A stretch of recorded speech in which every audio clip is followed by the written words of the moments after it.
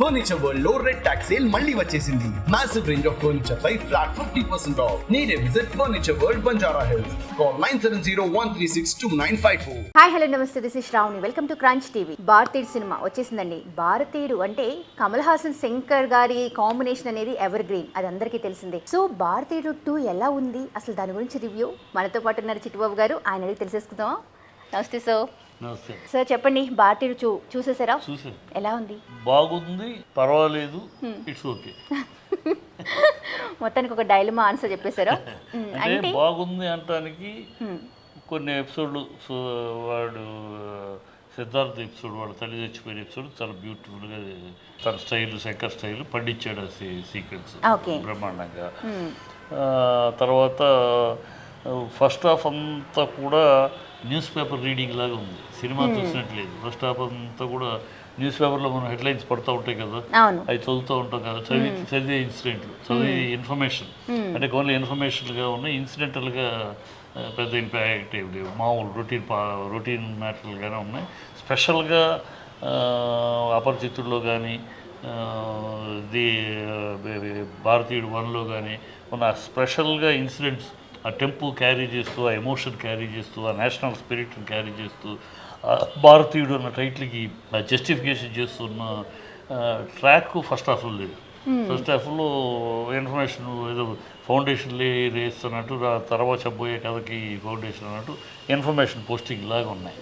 So ఇన్సిడెంట్గా లేదు. So అందువల్ల మామూలుగా అనిపించింది ఫస్ట్ హాఫ్ అంతా. సెకండ్ హాఫ్ వచ్చేటప్పుడు కొంచెం కథ మొదలైన ఈ ఎపిసోడ్లో ఒక్క ఎపిసోడే గుర్తుపెట్టుకొని మళ్ళీ బాగుంది, బ్రహ్మాండంగా ఉంది, మళ్ళీ చూడాలి అనిపించే ఎపిసోడ్ ఇది ఒకటే సిద్ధార్థది. మిగతా అన్నీ కూడా మామూలుగా ఉన్నాయి. ఆ స్పిరిట్ లాస్ట్ టైం భారతీయుడు ఫ్రేమ్లోకి వస్తున్నాడంటేనే ఒక ఎమోషన్ ఉండేది, ఆ ఎమోషన్ క్యారీ అవ్వాల. కొంచెం కామెడీ చేశారు, భారతీయుడు క్యారెక్టర్ అనేది కొంచెం కామిక్గా చూపించాలని చూపించారు. First getup, first introduction getup అదిరిపోయింది. కమల్ హాసన్ ఒక్కడే చేయగలడు ఇలాంటి గెటప్స్, ఇంకెవ్వడం వల్ల కాదు అన్నట్టు బ్యూటిఫుల్ గెటప్, బ్రహ్మాండంగా అసలు చూడగానే థ్రిల్ అయిపోయింది. అలా కొన్ని అనిపించినాయి. టోటల్గా వచ్చేటప్పటికి సెకండ్ హాఫ్ క్రైమ్ సినిమా లాగా అయింది, ట్రీట్మెంట్ అంతా క్రైమ్ సినిమా లాగా రన్ అవుతూ ఉంది. ప్లస్ ఏమి చెప్పాడు క్లైమాక్స్లో అనేది క్వశ్చన్ మార్క్గా ఉంది. తను రెచ్చగొట్టడం వల్ల, ఈయన భారతీయుడు రెచ్చగొట్టడం వల్ల యూత్ మేల్కొంటలో భారతీయుడు ఏం చెప్పాడు, నీ ఇల్లు బాగుపడితేనే ముందు దేశం బాగుపడుతుంది, నువ్వు ముందు నీ ఇల్లు బాగు చేసుకోవాలి, నీ ఇంట్లో ఉన్న తప్పులు ఏంటో కనుక్కోను, ముందు నీ ఇల్లును కరెక్ట్ చేసుకో, అప్పుడు దేశం ఆటోమేటిక్ కరెక్ట్ అవుతుందని చెప్పారు. దానికి ఇన్స్పైర్ అయ్యారు పిల్లలు. ఇన్స్పైర్ అయ్యి వాళ్ళ ఇళ్లలో జరుగుతున్న అవినీతిని వాళ్ళే బయట పెట్టారు. ఆ ట్రాక్ అంతవరకు బాగా నడుస్తుంది అనుకుంటా ఉంటే వాళ్ళే రివర్స్ అయ్యి, ఆ పిల్లలు రివర్స్ అయ్యి వాళ్ళ అమ్మని పోగొట్టు, అమ్మని సిద్ధార్థ అమ్మ దగ్గర శవం దగ్గర కూడా వెళ్ళడానికి ప్రజలు ఒప్పుకోకపోవటం, దాంతో వాడు రియాక్ట్ అవుతాం, మళ్ళీ వాళ్ళే ఎవరైతే come Indian please come Indian come పిలిచిన వాళ్ళే ఇండియన్ గో బ్యాక్ అని వాళ్ళు చేయటము. ఇతన్ని ప్రజలందరూ తరిమి కొడతారు, చంపేయాలి, కొట్టండి, నరకండి వీడి వల్ల అని ప్రజలందరూ అంటే అక్కడ ఏం చెప్తున్నాడు, ప్రజలు బయట వాళ్ళకి అన్యాయం జరిగితే, తప్పు జరిగితే బయట వాళ్ళ గురించి మాట్లాడటమే, కానీ అదే తప్పు మన ఇంట్లో చేస్తూ ఉంటే మాట్లాడకూడదని. అంటే ఏ సందేశం లేదు అంటారా మూవీలో? అసలు కన్ఫ్యూషన్ సందేశం.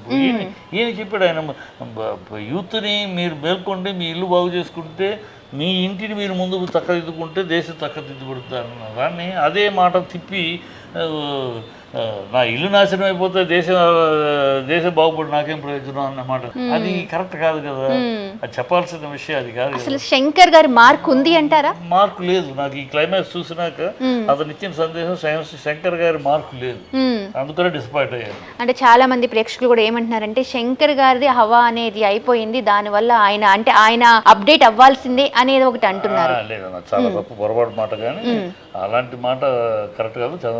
శంకర్ లాంటి డైరెక్టరు వాళ్ళకు ఒక సినిమా ఇది 4 ఏళ్ళు అనేక అడ్డంకులు ఆగిపోయి మళ్ళీ అందులో ఇద్దరు వివేక్ చచ్చిపోయిన వాడే ఉన్నాడు దాంట్లో, ఇంకో డైరెక్టరు సన్నగా ఉంటాడు, ఆ డైరెక్టర్ చనిపోయాడు, అతను క్యారెక్టర్ పెద్ద క్యారెక్టర్. సో ఇట్లా 4 ఏళ్ళుగా అనేక ఆగిపోయి మొదలయ్యి ఆగిపోయి ఇన్ని అడ్డంకులతో అయిన సినిమా డెఫినెట్గా ఏదో కొంచెం తేడాలు ఉంటాయి. ఆయన ఏమనుకున్నాడో క్లైమాక్స్ ఇంకేం చేయాలనుకున్నాడో చేయడానికి కుదరక అలా ఎండ్ చేసేసాడా వాళ్ళందరూ రివర్స్ అవుతాయి, ఇది చంపడానికి వెళ్ళిపోవటం, ఈయన ఎస్కేప్ అయి మళ్ళీ వస్తా అనేసి వెళ్ళిపోతాడు. మళ్ళీ వస్తా అంటే ఏం చెప్పడానికి వస్తావు, ఆల్రెడీ నేను వద్దన్నారు, నువ్వు ఇలాంటి సలహాలు చెప్పి యూత్ని అంతా కూడా వాళ్ళ తల్లిదండ్రులని వాళ్ళ మామయ్యల్ని పోలీసులకు పట్టించే నీతిమంతులుగా తయారవుతున్నారు. దాని మీద ప్రజలంతా రివోల్ట్ అవుతారు. అసలు ప్రజలు ఆ విషయం మీద రివోల్ట్ అవటమే నాకు ఆశ్చర్యంగా ఉంది. ప్రజలు ఆ సన్నివేశాలు ఎలా వర్కౌట్ ఎందుకు తీసుకొచ్చాడు, నువ్వు నిజాయితీగా ఉండటం వల్ల నీ కుటుంబంలో అన్యాయం జరిగిందంటే అంగీకరించారు కదా ప్రజలు. దానికి నీ వల్ల నేను మా నాన్న తప్పు చేశాడని కనిపెట్టడం, నేను సాక్ష్యాలను ప్రూవ్ చేయటం వల్ల నా కుటుంబం నన్ను దూరం చేసింది కనుక అవినీతి జరిగితే జరగని నాకు సంబంధం లేదు అన్నారా, ఏం చెప్పాడు అయినా అర్థం కాదు అట్లా. అందుకనే అక్కడ అతని బ్రాండ్ అదేదో చెప్పదలుచుకున్నది చెప్పలేకపోయాడేమో ఈ డిలే వల్ల అనిపించింది. అండర్ ఎస్టిమేట్ శంకర్ని అపరిచితుడు చూసాం, గొప్ప గొప్ప ఎమోషన్ క్యారీ చేయడంలో అతను నిష్ణాతుడు. ఆఖరికి రోబోలాంటి సినిమాలో కూడా ఎంత క్యారీ చేశారు ఎమోషన్. కనుక ఆయన్ని మనం తక్కువ అంచనా వేయలేం. కారణాలు వెయ్యి ఉన్నాయో మనకు తెలియదు. ఏ కారణాల చేత అనుకున్న చేయలేకపోయాడా, లేకపోతే కాన్సెప్ట్ ఇంకేం చెప్పాలో తోచక ఫినిష్ చేసాడా, రకరకాలు ఉన్నాయి. బట్ అందుకనే బాగా లేదు అనలేము, ఆహా ఓహో అనలేము. అందుకనే బాగుంది, పర్వాలేదు, ఇట్స్ ఓకే. ఓకే, అంటే ఇందులో కమల్ హాసన్ గారి యాక్టింగ్ ఏ మేరకు ఉందంటారు? ఏమి భారతీయుడితో పోలిస్తే ఏమీ లేదు. భారతీయుడితో పోలిస్తే కమల్ హాసన్ గారి, శంకర్ గారి, వీళ్ళిద్దరి యొక్క ఇది ఏమీ లేదు. ఒకప్పుడు భారతీయుడు అనే మూవీ సంచలనం అన్ని లాంగ్వేజెస్. అవును, అది ఆ బ్రాండ్ లేదు, కనపడదు. ఎందుకంటే డైరెక్టరు ఈయనున్నాడు బ్రహ్మానందం, ఒక షాట్లో కనపడతాడు, తెలీదు షార్ట్ ఎందుకు అతను వేసారో తెలీదు, అంటే ఏవి తీసి ఎడిట్ చేసి ఏమో చేశారో తెలీదు.